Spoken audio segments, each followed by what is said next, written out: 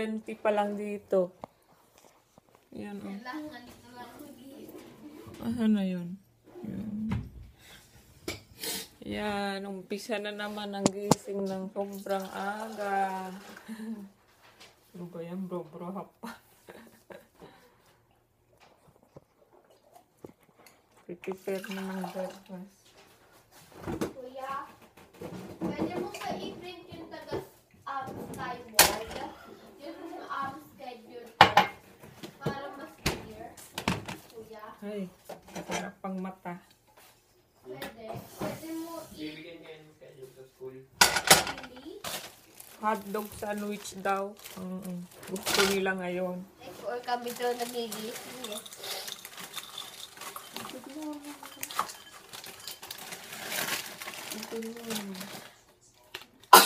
Wait lang.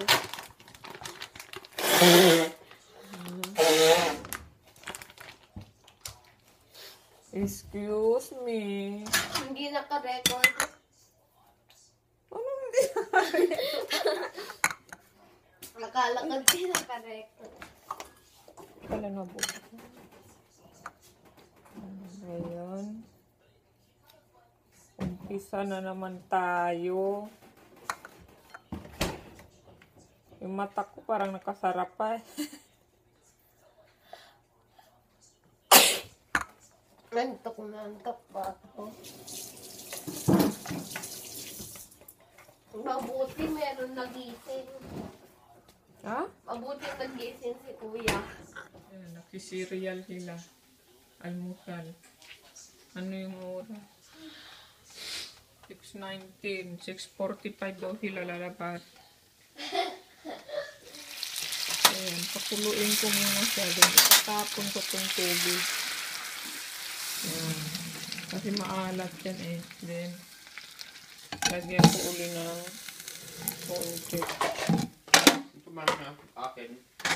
Kasi maalat. Ayan, ready na yung baunan. Yung hotdog sandwich. Tapos, grapes. Ito kay Aye naman.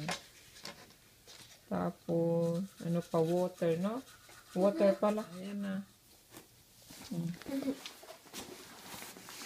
Siya ba? Kasi yan. Pag-squish.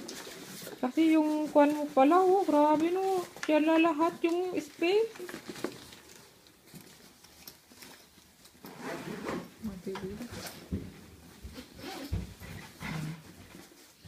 Ready na, kuya. Oh, ganyan lang, naka-shorts. Napaka-formal mo. Outfit of the day for first day of school. Ayen. Then kuya. Yay. Good morning. Wala akong tsinelas. First day of school, nagpapahati. Ang mga grade 1. Bagong gising. Yan na, oh.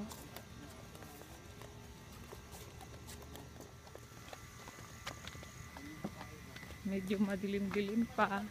6:45 na dito. Kailangan daw 10 minutes before yung pag-arrive ng school bus. Nandyan na daw sila sa waiting area.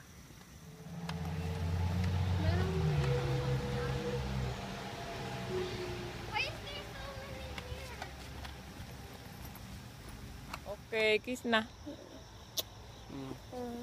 Good, bye-bye. Bye.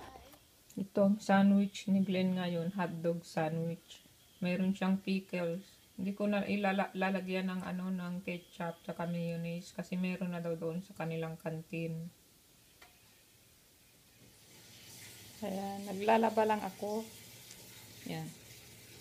Maglalaba. Tapos, mabigat. So, ayan, meron pa ito. Ang dami. So, isasalang ko lang ito. Tapos, magluluto na ako ng pusik. Papakita ko sa inyo paano ko gagawin yung pusit. Yung rebosadong pusit yun. Yeah, so, tatapusin ko lang ito. Then, magluluto na tayo ng pusit. Guys. Ayan. Piniprito ko na. Piniprito ko na yung pusit. Habang yung water and sugar, red sugar, inaano ko na dito. Sinakaramelize. Ayan. Kakaramelize ko lang ito. After kong iprito, then maglagay tayo ng tissue. Tissue dyan. Sandali lang iprito ito. Huwag masyadong ano, dahil mapait siya pag masunog. Kaya kailangan ano siya, yung chewy ang pagka malutong.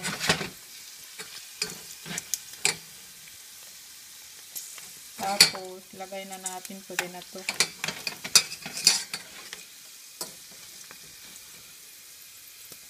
Yung ano natin dito para maano yung kanyang oil. So, kung medyo ano na, ayan, malapot na at medyo natuyo na konti, pwede nyo na ilagay itong pusit. Ayan. And then, gamitin natin itong pang halo, tungtong. Tungtong ito. Ayan. So, haluin lang natin ang haluin. Pag pinatay nyo ngayon, mamaya-maya yung apoy, kusa siyang matutuyo itong asukal at didikit siya dito sa pusit.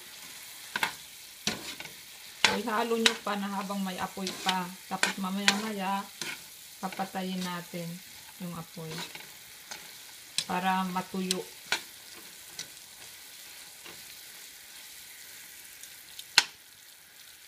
So, kung mapapansin nyo, hindi pa rin siya tuyong-tuyo. Parang meron pa rin yung caramelized na sugar. Nandyan pa rin siya. Pero, pinatay ko na siya. So, pag ito lumamig ng konti, hindi naman malamig, pero nawala na yung apoy. So, hindi na ganun kainit. Matutuyo na to mamaya-maya. Tuloy nyo lang na hinahalo-halo. Ihalo-halo nyo lang siya. Ganyan. Hanggang mamaya-maya yan, matutuyo na siya. So, ayan na ang ating rebusadong pusit.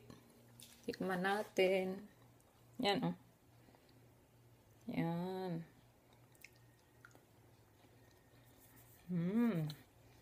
Pwede pang snack.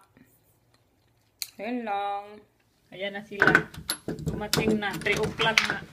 Sabi ko naman. Sabi ko na nga ba eh. Ang aga ko! Ang aga ko! Nandiyan si Daddy. Bakit tayo nyo na yung bed? Ano si Daddy? Wala. Bakit tayo nyo yung bed? Masakit daw sa likod. Sabi ko na nga. 3 o'clock. Ano ba? 3 o'clock sarado? Yan talagang uwian nyo? Ang dali-dali lang ng middle school. Kamusta? Ang dali lang. No? Parang pagod na pagod ah. Tingnan Para mo kang yung naglakad panig ng ko ilang yung kilometro. nasira. Ang dami Nagkasugat. masyadong lakad. Grabe. Ano? Maraming lakad? Mami, alam mo ba yung dapas 3 times na binuksan kong locker ko? Palagi tumatawag ng teacher kasi hindi ko grabe ko. Kain na. Aha. Gutom na. O sige, Masyado kain. kasing lakad eh. Ang dami. Ano to? Ano to?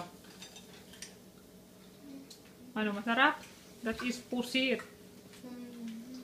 Maya ko ng pusit. Ayaw mo pusit? Hindi, may ibang ulam. Ano? Itong kwan, yung niluto ni Daddy. Ito ang ulam nila. Hindi yan na lang. Itong, Mami. ito. Sinigang na manok ito. Ayun. Hindi ko Sinigang na manok, oh. Sige na, kumuha na ng kanin. Kala ko ba ayaw mong pusit? Na may kanin. Gusto daw niya puro-puro, ginawang kichiriya. Ano? Anong meron ka? homework for mommy. Not for me. Hindi, homework yan para daddy mo. For daddy. Ano naman yan? So many homework for the parents. Meron ang dalawang papapirmahan sa mga mamaya. So, kailangan mo dito pumunta ng Thursday ng 7 night. Ito ang saan kayo 7 night? pupunta. Ayun yung ano, yung Thursday. back-to-school night. Jap, kailangan nyo yan pumunta. Make sure sa order kayo pumunta niyan, ha? Tapos meron na akong picture day 7 bukas. o'clock. Aha, save the day, back to school night. This for you. No, alam ko na yan, mga babasahin yan. Mami, Yup. Ano? Picture day sa Thursday. Ha? Picture day sa Thursday. Picture ni? Picture day sa Thursday. Yun na nga, picture ko. Ako, picturean. Si Kuya. Oh, milagro ah. Sana naman, nagkaroon ka na ng picture. Na malaki. Papapirmahan ko na yan. Ako wala man sinabi sa amin na picture day. Kailangan ko magdala ng gym attire every Tuesday and Monday kasi kung ito kunwari suot ko ngayon pang gym, bawal to kung suot ko to. Kung gym. So, anong Aha. kailangan pag gym? Kailangan ko hindi kahit na kunwari ngayon naka-gym attire na ako, kailangan ko pa rin magpalit. Kasi daw So, sabi dadalhin mo lang ang gym Aha. attire. kasi daw pag after daw gym magiging stinky daw kami. Ito na daw ang time na magiging stinky ka. Hmm. Mag-deodorant. Deodorant? Aha daw. Ano? Dodoran? Deodorant. Sabi ko naman kay Kaya, I don't use deodorant. Siya, nag-use na siya ng tawas. Sabi mo, I just use tawas, not deodorant. Anong tawas? Because I'm so social. I don't tawas? use anything. I only use nothing. I only use nothing. Hindi kasi daw ako mag-i-stinky eh. Like Kuya. Oh, lagyan ng kutsara, yun, oh. Sinigang na kuwan ito na manok. Sinigang na Niluto ni manok. Glenn kahapon kasi pagkalinggo, pinapalutuan ko na siya dahil nandito lang naman. Kasi para hindi na ako ang magluto. Ay, inuubos nyo na yung pusit. Yung nandiyan po please, Mommy. Ayaw yung sinigang. Kumana. Wala nga. Magtira kayo kay Daddy para natikman niya. No, gumawa ka lang ng ano. Wala na eh. Yan na yun eh. Ha? Ang kasal. Na-touch naman ako. Na-touch ako, nagtira si Ayan ng dalawa. Na-touch naman ako, Yen. Grabe oh, kukuha pa na. Wala na, lalo na.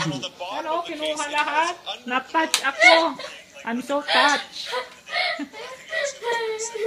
Hi guys. So, pakita ko ulit. Binuksan ko na tong itong corned beef para bukas naka-ready na sa umaga naka-ready na, igigisa ko na lang. Ayan na, binuksan ko na. Tapos nag-ano na rin ako ng sibuyas at bawang. Tapos ilalagay ko dito sa parang plastic na ito dahil ilalagay ko sa loob ng rep para hindi mangamoy. So meron na akong ready panggamit bukas. Ayan. So, ayun lang guys. Ano na dito? 9:30. 9:30 na. So, matutulog na kami after lang nito. Ayusin ko lang to. So, good night na guys.